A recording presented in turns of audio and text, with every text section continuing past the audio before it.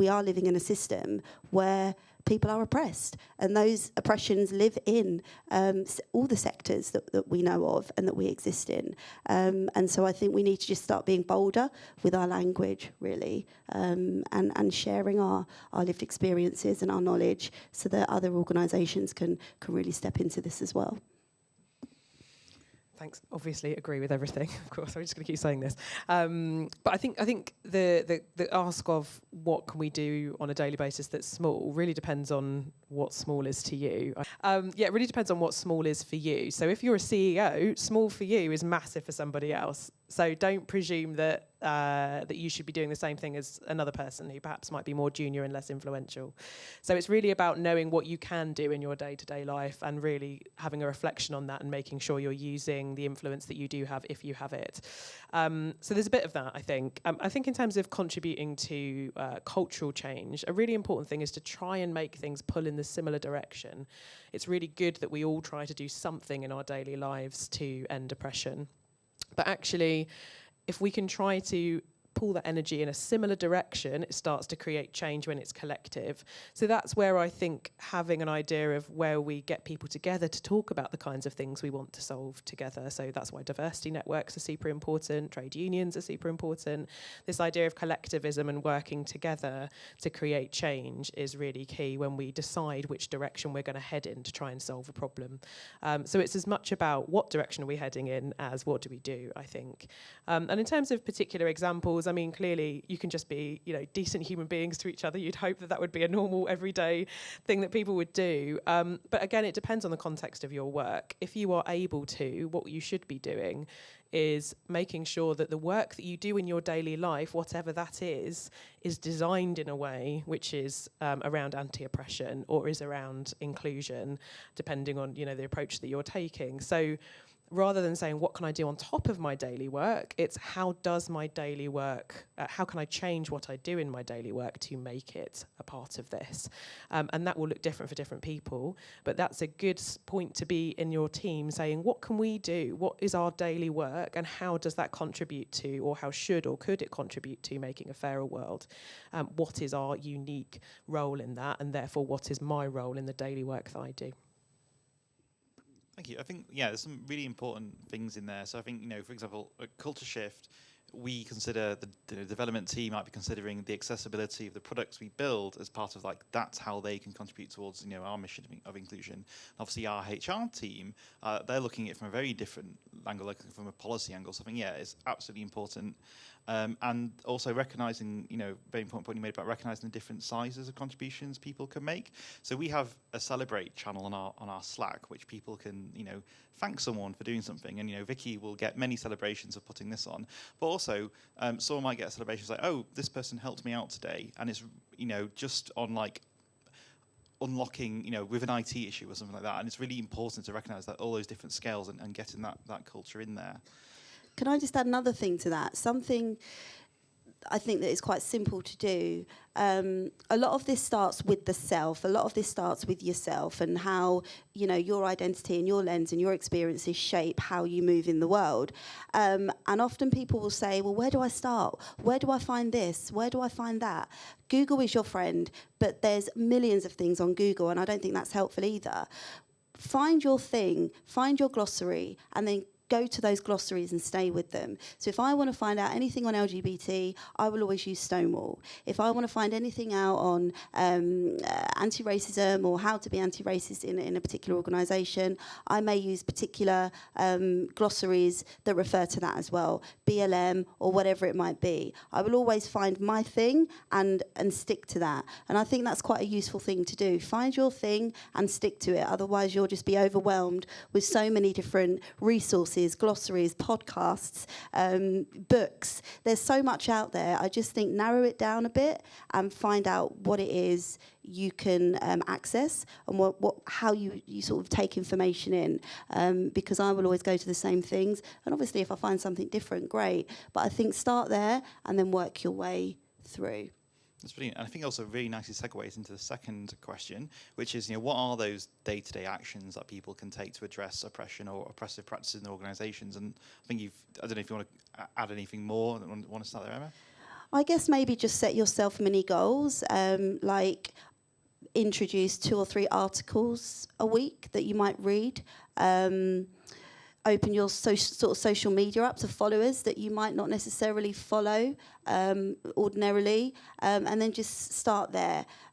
We all, myself included, you know, we have our echo chambers and we go down our own little rabbit holes, but if we can find things that are slightly different from us or engage in things that we wouldn't necessarily engage in, then set yourself those mini goals each week. What articles am I going to read about trans issues or, you know, anti-racism or disability, and go to those things and make sure you expand your mind and the information that you take in weekly, and then slowly increase it. Maybe start reading that book that you've wanted to read but haven't. It starts there, really. It starts with yourself. But those would be the things that I would do. Just try and set yourself mini goals each week. Cool. Do you want to add anything, Emma? Yes. Hi. I think So I think it's always personal. A lot of this stuff, isn't it? Because that's what you can affect on a day-to-day basis. I think for me, again, it's on the learning point. I think if you haven't heard of it already, there's this really interesting psychological concept called cognitive dissonance. If you haven't heard of it, do Google it, look it up. It's a really important thing to be aware of for yourself and to remind yourself of on a daily basis. So if any of you have mindfulness practice, for example, and you do that on a daily basis, I'd also encourage you to have cognitive dissonance awareness on a daily basis, because the more you can be aware of what we mean by cognitive dissonance and when it happens to you, which is basically this idea that you believe something to be true about yourself or about the world, and then you're confronted with information that contradicts that, you try to minimize it or ignore it. And this happens about anything. It could be about smoking, it could be about driving while texting, it could be lots of things, but I think it's about what many of us don't realise, which is that we like to think of ourselves as people who would never possibly discriminate or oppress. And so it's actually harder to recognise when we're minimising information that might be the opposite of that. So the more you can practice on a daily basis, recognising that feeling of cognitive dissonance, or when your brain jumps to try and minimise information, the more you can be mindful of that, the more you can start to quite critically and objectively, without shaming yourself, but critically and objectively recognise when you might not be being as unbiased as you think you are. And I think, to me, that's a really good start. I really love both of those points. Thank you.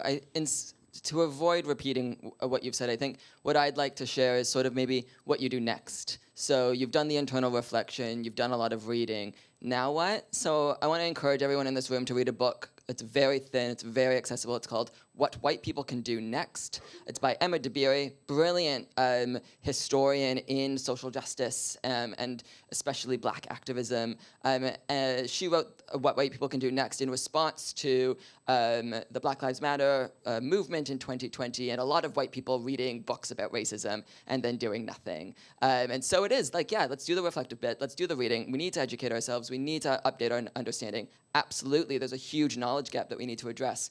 But then what, all right? So the number one thing that Emma DeBerry recommends is coalition building.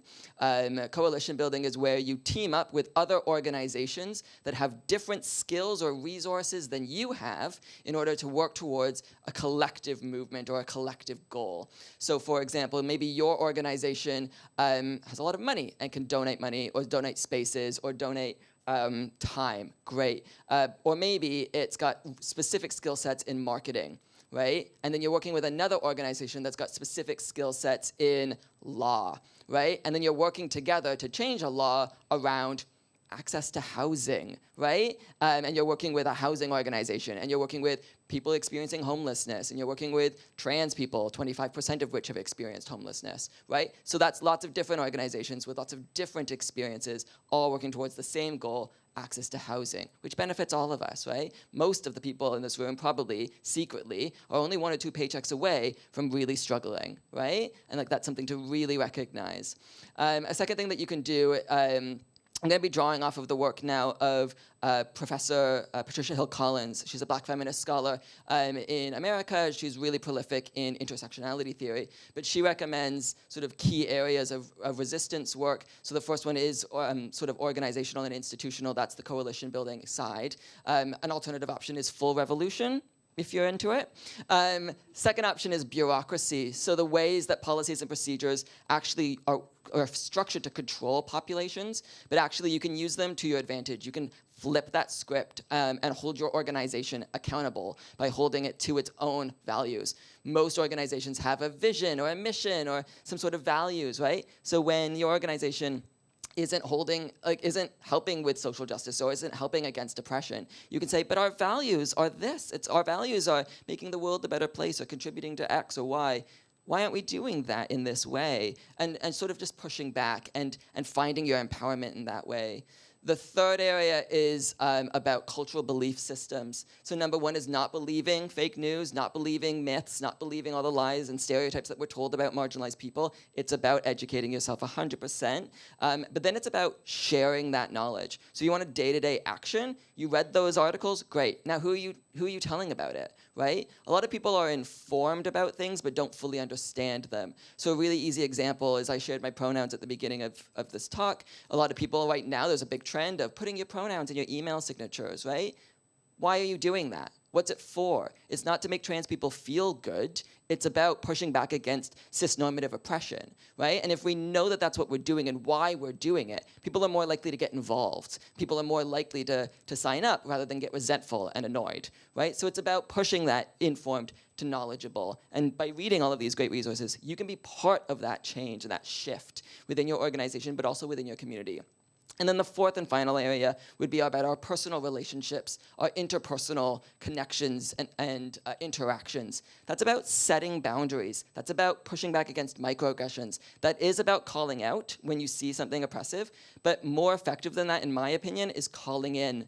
Rather than yelling at people, inviting them to have a conversation, sit down with them, explain to them why something is unacceptable or harmful, because they probably don't mean to be harmful. Most people don't intentionally go out of their way to hurt other people. Some do, but not most. Most people believe that they're good people. So if you start from there, start from the place of believing that the people around you are good people, that they're well-intentioned, they've just made a mistake they didn't realize, and then work with them collaboratively towards a world of peace and kindness. Really just make that your goal. Let's be kind to one another, and that looks different for different kinds of people. Using a trans woman's pronouns correctly is kind as well as liberating. I think you'll get a lot more people on board. So those are, I know I've said a lot, but those are the ways we sort of take those sort of individual everyday actions. Actually, they have to contribute to systemic change, and that needs to be a little bit more organized, I think.